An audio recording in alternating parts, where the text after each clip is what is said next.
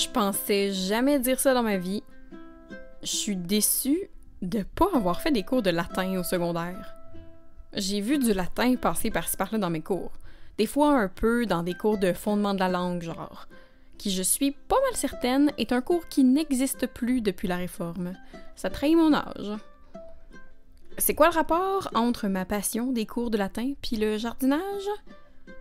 Les noms scientifiques, issus généralement du latin et du grec ancien, sont les plus fiables quand on tente d'identifier une plante. Pourquoi est-ce que je préconise ce nom latin ou grec pour identifier mes plantes? Ben parce que les plantes ont des noms différents selon les langues, les régions et selon même les gens. Mettons que vous voulez planter cette plante-là chez vous, mais que vous savez pas c'est quoi son nom.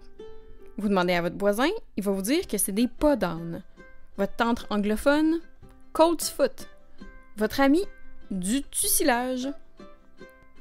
Ces noms sont tous des noms vernaculaires, soit des noms utilisés dans le langage courant pour parler de la même plante, Tussilago farfara. La beauté du nom botanique latin, c'est qu'il est le même partout. Ainsi, on est certain de parler la même chose quand on parle d'une plante. C'est particulièrement pratique quand on fait des recherches sur Internet. Ça nous assure que les infos qu'on va trouver sont exactes. Aussi, ça élargit les sources, offrant des sites autant en anglais qu'en français, et fait un certain élagage des sites qui sont pas super fiables. C'est essentiel quand on cherche pour savoir si une plante est comestible ou non, mettons.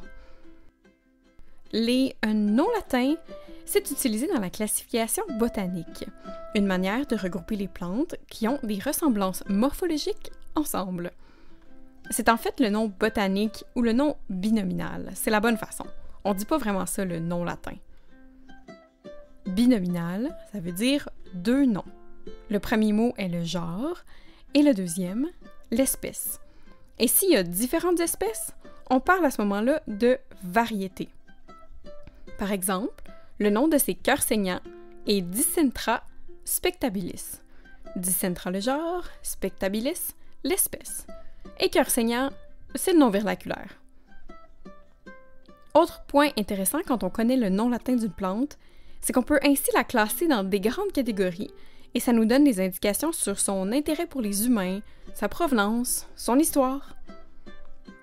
Mettons les plantes tomates. Leur petit nom botanique, c'est Solanum lypercosicum. Solanum, ça nous indique qui est relié aux solinacées comme les aubergines et les patates, mettons.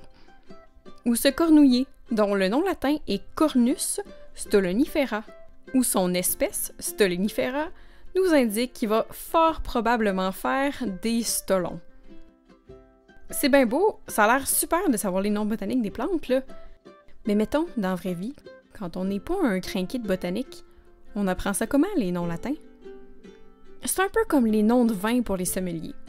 La meilleure façon de se souvenir des noms, c'est d'être le plus souvent en contact avec eux que possible.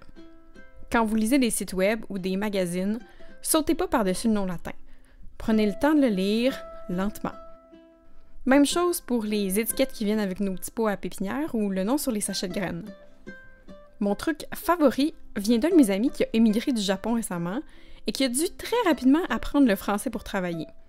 Partout chez lui, il y avait des post-it avec le nom des objets en français dessus.